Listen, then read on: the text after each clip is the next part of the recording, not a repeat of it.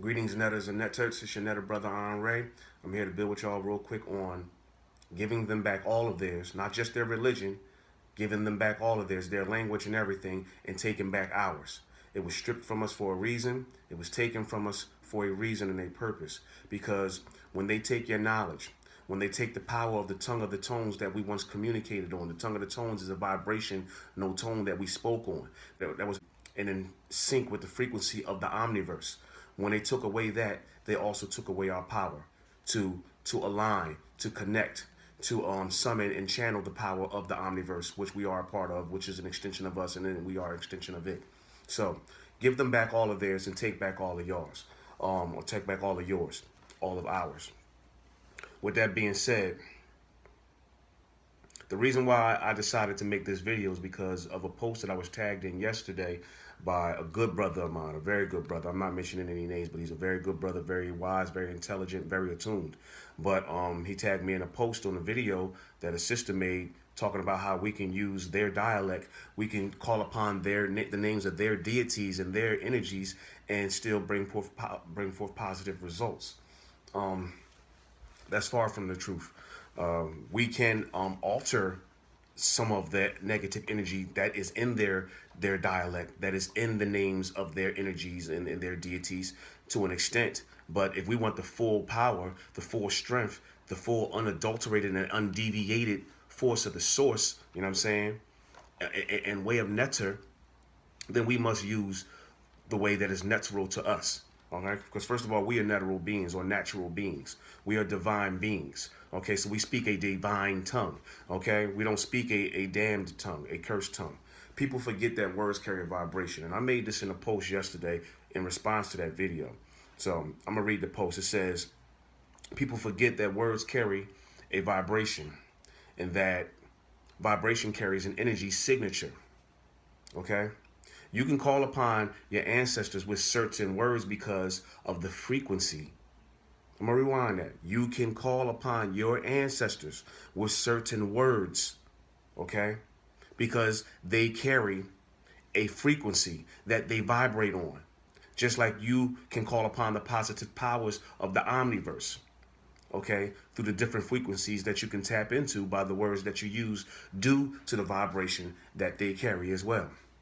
Knowing this, we must also understand that just as divine beings, which we naturally are, we used a divine language to summon the powers of the netter or of nature, to invoke positivity, balance, harmony within ourselves, each other, in the Omniverse. Those who are out of tune, out of balance, not in harmony or in accord with nature or netter, better known as those who are better known as nature's sworn enemy, the blood-sucking parasitic Caucasians, who vibrates opposite of nature, as does their language.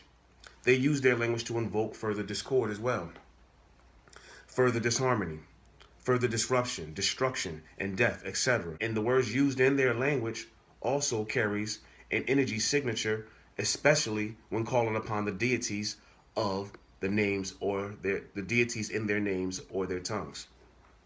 So we must be very careful when using the language of the damned. We must be very careful when calling upon the deities of those whose very existence is to destroy all that's divine, all that's natural or natural and organic, and then replace it with something artificial, demonic, and void of truth and life. We got to be careful when we're doing that, all right? All that they do, their religious manipulations of true spirituality, the foods that they eat, the gay and lesbian agenda, the language that they use and teach us to use versus our native ancestors one, is geared towards negativity and anti-life. So, to say that we can call upon any name as long as it is intended for good to bring about positivity is horribly wrong. Here I have to respectfully point this out to those teaching that nonsense. There's a well-defined separation between divine beings and damned soulless beings for a reason. Mentally, physically, /third dimensionally, and etherically or spiritually, the same goes with their language. There is a well-defined separation. Don't be fooled, family. We vibrate higher. And when we know better, we do better. So look closer. That was the basis of the post that I made. Then I wake up this morning, of course, I got a couple inbox messages and different stuff like that, people touching on it. The ancestors gave me this message, and maybe the ancestors gave her something totally different. But what they gave me is, when in Rome, you don't do as the Romans do. We know what the Romans were into, and I'm gonna touch on that later. But I'm gonna go into it. Take for instance, some beings can breathe air, and others can only breathe water. Because of this, they must live in separate habitats. Fish can't live where the birds live at. Birds can't live where the fish live at. Gazelles can't chill where the alligators be at. You know what I'm saying? Vice versa. You know what I'm saying? You have amphibious creatures, then you have non-amphibious or whatever, or land dwelling creatures or whatever. Another instance I'm gonna give you. Some beings can take solar rays or sunlight. I know y'all know where I'm getting at now. And some can't, because they are harmed by those solar rays. They are harmed by the sunlight. So they evolved in different regions of the globe for a reason. The African evolved in the hot open air continent of Africa because they could take the sunlight. They could take that warm climate. They could take the solar rays and energy and convert it into powerful energy. They could harness it and use it for later or for now. The European, the parasite, evolved in the cold. They evolved in the dark, moist, bacteria-filled climates of the caves and the mountainous regions. The same genetic differences also take place on etheric realms. I'm going to repeat that. These same genetic differences also take place on the etheric realm. As above, so below. There is no separation. As above, so below. The same way we are etherically, we manifest that into our being physically, because we are energy beings that brought about this physical being. Okay? So we cannot take in the same mental. We cannot take in the same etheric or physical substances that these devils of lower vibrations take on, and neither can they take on what we can take in as divine beings. There is a separation for a reason. Okay? There is a genetic code that goes into each piece of food that you eat. Another instance. And in that genetic code, it carries a certain vibration and frequency that we also take into our body when we consume it. Okay? So when you eat that piece of food, whatever genetic code and that was in it, and the vibration that the genetic code invoked or whatever, you are taking that vibration into your body. Now, this genetic code can either be a vibration frequency that will benefit your molecular, mental, and etheric structure, or it can be non-beneficial to your molecular, mental, and etheric structure and harmful to it. The same with the information that you take into your mind. The images that you allow your mind and your brain to process. It can either be beneficial to your divine, eternal, dark energy being that you are, which emits light, or it can be non-beneficial to you and harmful. Information carries a vibration as well. Words have vibration. Food has a vibration. Images that are illuminated carry a vibration. And just as it is the divine nature of the cosmos to separate everything according to these differences, it is necessary for us to do the same in order to keep the balance, along with the universal law and order, that which goes along with the universal law and order of nectar. That which goes against nectar / nature is unnatural or unnatural. Point blank. There's no way around that.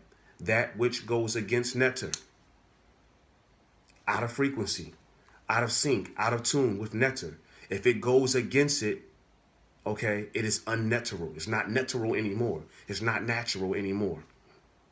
We're supposed to shine. We're supposed to emit light. So when we stop eating the proper foods, when we stop taking in the right information or cosmic data into our cosmic, genetically encoded earthly vessels, then we change the frequency that we vibrate on. And we are no longer behaving as that which is natural or natural. We no longer emit light, nor are we able to harness it to the level or degree that we would as if we were functioning and vibrating properly, in tune, in balance, and in harmony with the divine cosmos and laws of nature and nectar. So don't let nobody just tell you just because you're in Rome, you got to do as the Romans do. Or just because you're in Rome, it's okay to do as the Romans do. No, that's false. We know that the Romans and the Catholics were and still are a bunch of homosexuals, pedophiles, child rapers, and molesters. They are self-destructive. They are anti-netter. That lifestyle is self-destructive. That lifestyle is anti-netter. It's anti-life. And we as Africans do not vibrate anywhere near that type of frequency. So we do not do as the Romans do, no matter where we are. We know that Christians, Islam, and other major religions of the globe teach our people to look towards, to pray, and to even worship an external energy or external entity outside of themselves. But as African spiritualists, people who follow the true ways of our ancestors, we know that there is no external God from ourselves, because we are an extension of and a part of the whole, as it is an extension of and a part of us. So we are an extension of and a part of the source, as the source is an extension and a part of us. So we do not pray to outside entities. We do not worship outside entities. We do not look towards anything outside of ourselves. We tune inside. We summon and channel that which is already in us. Okay? So we don't follow the religions of the parasites, of those who are unnatural, you know what I'm saying?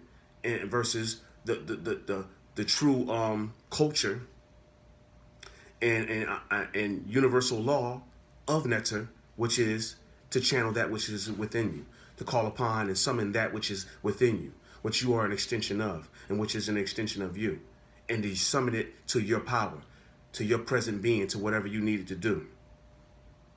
Okay?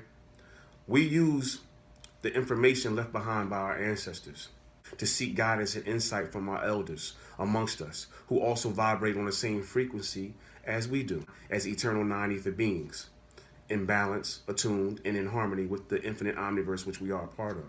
Our ancestors understood this, and this is why they were able to elevate so high, accomplish such great feats, and advance so far in all of the sciences of being that are still being studied today. So the further you get away from the source, the further you get away from the truth. So to speak in the dialect of your oppressors / the parasites, aka your enemies, to call upon their deities' names, to take in their information, to eat their food, it's all wrong. It goes against our genetic code. Go back to the way of your ancestors, and then you will go back to the way of the truth. Any deviation from that is just as the term I just used, a deviation, and not the true way. Give them back everything they gave you, and take back everything which is supposed to be ours. This is your God, Brother Andre.